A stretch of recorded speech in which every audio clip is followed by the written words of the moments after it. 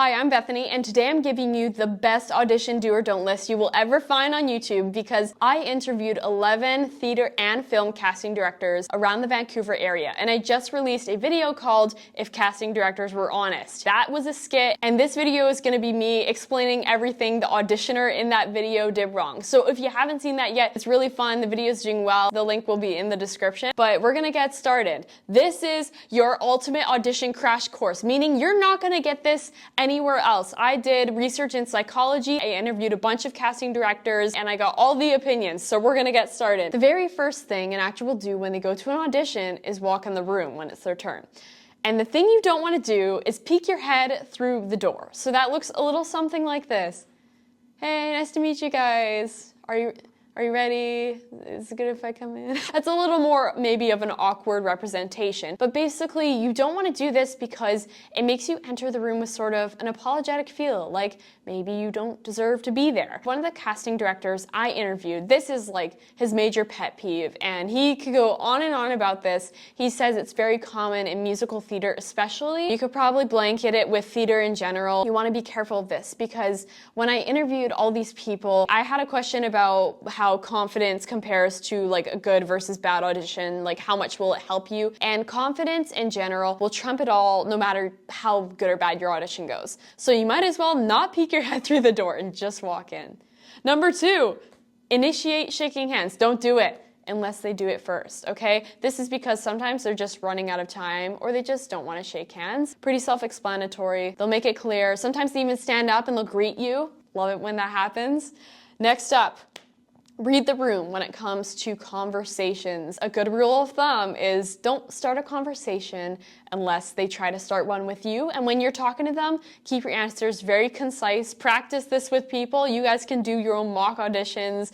It's really easy to go on tangents and be excited because an audition is all about you and what talent you have. And it's easy to just talk about yourself to these strangers who don't know you, usually. With conversations, you never want to get off track and you always want to respect the time of the panel. And another thing with conversations though is some directors actually really like it if you ask them a question about the character you're auditioning for. You could ask them, what are you looking for in this character, by the way? I'm just curious, and just do a quick little question before your audition. But also that's really good in your email to receive an audition. If it's a case where you have to email to get an audition, you can ask in the email, and that's always nice too. Next up, do choose your time slot wisely if you get to pick. This is probably not common at all in film, but in theater, sometimes you do get to pick your time slot. And I did some research on this psychologically, but also just by asking people when they prefer to hold auditions. And the best of both worlds would be 2 to 4 p.m. because that's kind of your in the middle of early birds versus night owls. But some people said 10 to 11 a.m. is also good because that's before they're hungry, but also after the coffee's kicked in. Something to definitely avoid are meal times. And this was a really interesting find, but if you were to audition around lunchtime or dinner time, you may be facing someone who is hungry, and hunger impacts judgment and cognitive abilities, which is literally, an audition is literally, you get it. That is what I recommend.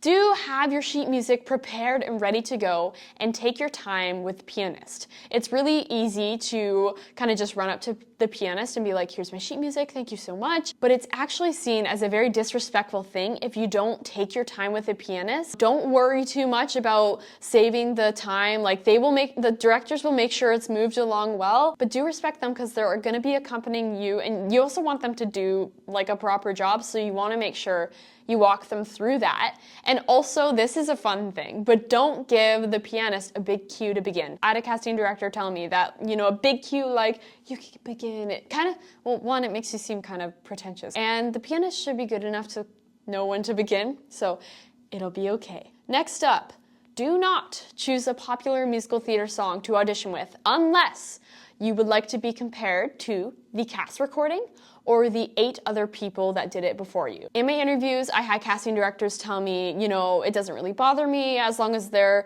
okay with being compared to so many people and so many different takes on the song, or just make sure it's your own if you're gonna do something like that. But then I had other directors be like, it bothers me so much. So I would say it more comes down to a personal choice. Like for me, I would never ever audition with Les Mis or Wicked, especially right now with all the Wicked stuff going on. But you're welcome to, but just know that subconsciously, even with casting directors, they're comparing you to the amazing people in the cast recordings. And they also say that sometimes they see people, like in a group of 12 in the last, hour, they'll see 8 people with the same song. And they kind of roll their eyes at a certain point. Use that information as you will. Do know the material you're auditioning with and also for. This is my pet peeve, and I'm not even a casting director, but if you're gonna audition for a play that's already been produced, you need to watch or read the play. It shows that you care about the project that's happening, and it feels like a bit of a disrespect to the casting team if you don't really even know, you're just trying to get work. And also for theater, if you're doing a monologue or song, know where the monologue is from, and also know where the song is from, and know what the play's about, because chances are very high that the casting team will ask you a question about the play, like, oh, can you tell me about this play? What is it about? What's your favorite part? You need to have an answer. Otherwise, it looks like you don't really care that much. From experience, sometimes they'll be surprised about where your material's from and they'll want to know more. So be ready to tell them about it.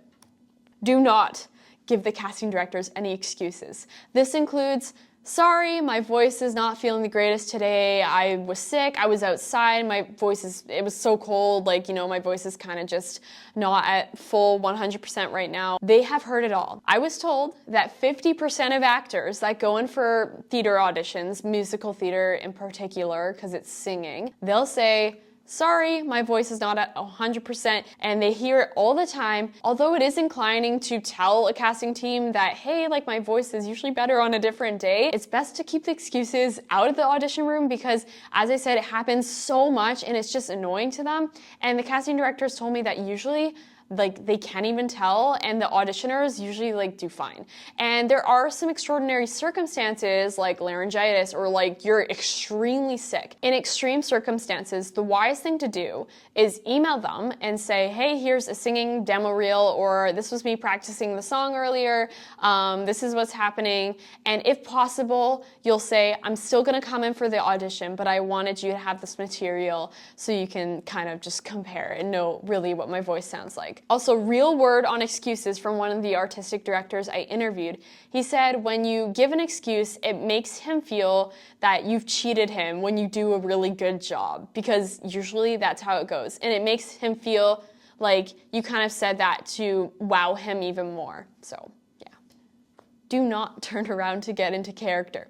This is something I totally would have done, but then after interviewing casting directors, I will never do this. I basically asked them, hey, what is your one thing that could maybe make you write an actor off before they even start? And literally half of them said this. I'm not even kidding. But this is so common, which is painful. So if you're not booking anything, double check that you're not doing this. Following this, do not apologize so much. And this also goes for kind of the excuses thing. When you apologize, it gives you this feel that you're maybe less confident, and you just want to make sure that you do a good job and that you don't mess anything up, and it shows your nerves a little more. And of course you should apologize if you do something awfully horrible, but usually in an audition you're ready to present yourself well, so you shouldn't really need to apologize.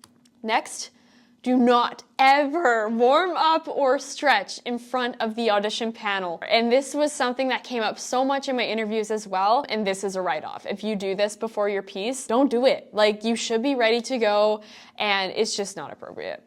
Do not make anyone on the panel your scene partner. If you're looking at them, you're bringing them into the scene. They are not there to be in the scene. They're there to watch you and objectify you and write notes about you and pass notes For example, if they think you're good for another role and they want to communicate that to their co-workers or whatever you want to call them, they want to be able to slide that note. But when you're pulling them into the scene, it's really hard for them to do that with ease. Also, I'm finishing up an acting school, and something my profs have been saying are that people often pick not very good eyelines, so just be aware of where you're picking your eyeline for your scene partner in the room. And it's okay to glance at the panel. I asked about that. If you want to like bring them in like they're a crowd of people or something, use your own discretion.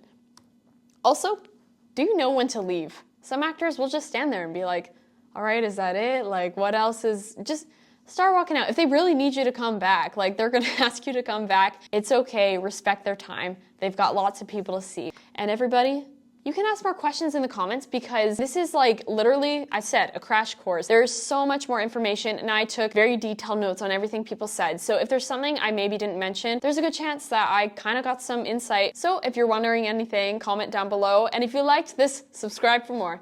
See ya.